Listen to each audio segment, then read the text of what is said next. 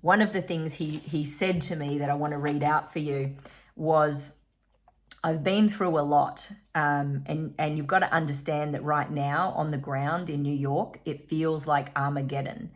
I've been through 9/11, the bombing, the recession, Wall Street crash. I've been at ground zero in New York for all of these. And what I've learned is that these catastrophes have a beginning and an end. And it's what you do in the middle that counts. And it's my job right now as a leader to focus on what I'm doing in the middle, who I'm being, how I'm showing up, what I'm doing, what I'm making decisions around. So what are you going to do in the middle as a human being and a leader right now? And he shared with me that the number one thing he put on his list when he thought about all the things he's going to need to do, the number one thing he put down was the mental health and well-being of my people, because the increase in depression and suicides is a real risk right now for people all over the globe. And so he understood that what I have had, one of my taglines that I've said for a very long time is, you cannot go professionally where you won't go personally. And now more than ever, we are being called to understand that there is no separation in those lines. You can't just say, I want them to be productive and creative and do, if you are not helping them with their mental health and their well-being. Because when people are in fight or flight and freeze, when people are in stress and anxiety, when they're in insomnia and they're not sleeping, they can't think creatively. Your brain doesn't work like that. So it's your responsibility to make sure that they're okay and to allow for those conversations. So in the call, as we were talking, he said to me, one of the things we're doing is, if I'm going to put that $2 million on the line and I'm willing to take that loss and that hit, I'm expecting from my people that they're going to work their asses off to pivot, that they're going to do everything that they possibly can to bring new ideas to the table, to literally be selling things they've never sold before and possibly come up with new ideas, to be creative in this time and use the time to create videos and social media and all sorts of things that they can do remotely. And part of that is he's doing daily think tanks, not weekly meetings or monthly meetings, daily think tanks, daily shares. And what I said to him is, he used the word, he said, part of my being in the middle is that I'm the motivator. And I said to him, be careful with just being the motivator.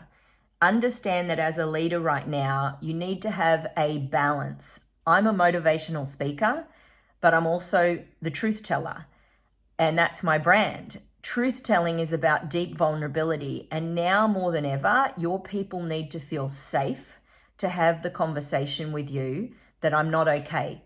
It can't be about your ego and you being worried that you feel that you're overworking them or making them do too much as a manager or a leader. That's about you.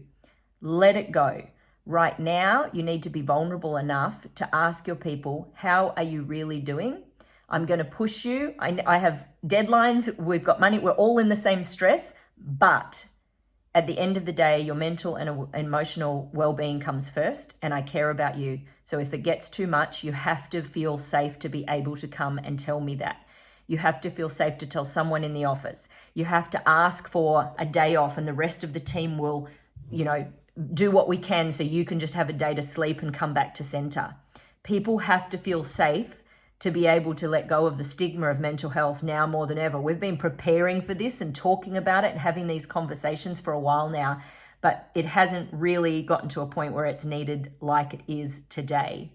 So be the motivator, be the inspiring leader, be the strength that they need, but also have a balance where you allow for vulnerable moments. In those daily check-ins and talks, you have the conversation where you say, hey, this is, even though I'm motivated and inspired and working really hard, this is the fear that came up for me today, or this is the anxiety I have, or I'm struggling to sleep. Who else is, I heard about a great meditation online that Kirsty Spraggan did, and I think it would be great for the rest of the team to all do this anxiety release meditation every night. Come up with tools and resources and conversations that you can share that support them in that way as well. So where we went next was that middle, understanding that what you are doing in the middle time, because there's a beginning and there's an end to this cycle. And just like a caterpillar going into the cocoon and coming out a butterfly, we, in a lot of ways, are in that phase. So when a caterpillar goes into the cocoon, it literally dissolves into a liquid goo. It loses all its structure. It transmutes into something completely different and rebirths.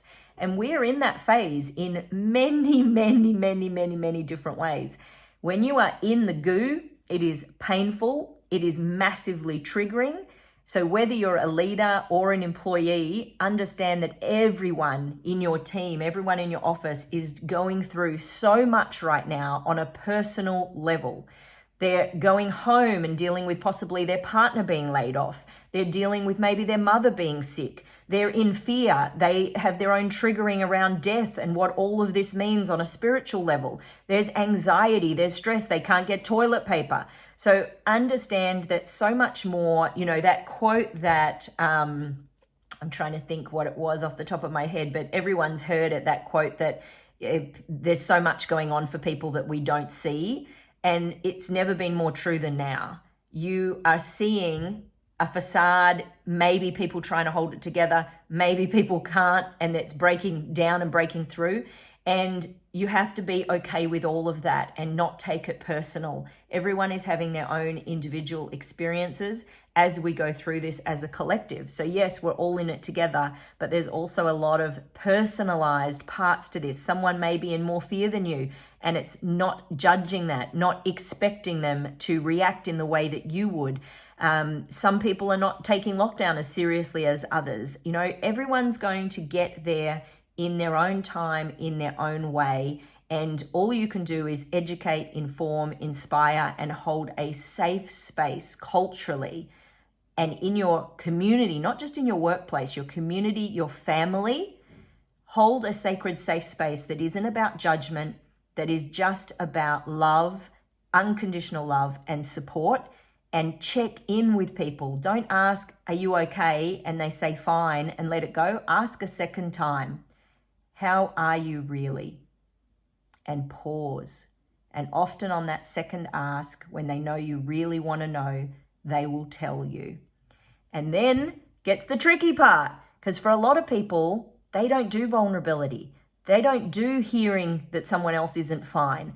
They're not used to asking that and holding space for someone to say, I'm really depressed. I didn't sleep all last night. And as a leader, you're going to hear these conversations and have to learn how to hold that space, have to learn how to be there for people in a whole new way. And at first, you don't have to say anything. You don't have to have answers. Just allowing people to feel heard can be enough sometimes. Let them know that you're doing your very best, that you also care about them, that you're also struggling. They're not expecting you to have answers for them. They get it too. We are all in this together in that sense. We know the reality of what we all have to do right now, and we're all doing our best. Sit with your heart. Like truly, there's no better time than right now than to be connecting with yourself through meditation, to be closing your eyes just for a moment and taking deep, slow breaths, to be connecting you to your heart and asking the question of what is the right thing for me to do right now?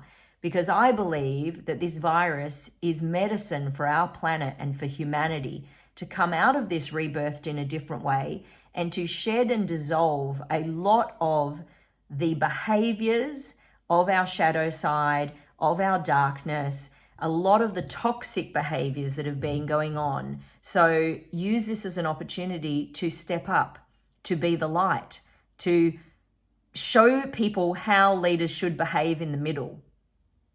I hope that you are going to be one of those amazing light workers like these two CEOs that I got to speak to today, and you show people how to behave in the middle of this journey so that we come out the other end in a beautiful, positive, amazing way with great lessons and stronger as a people.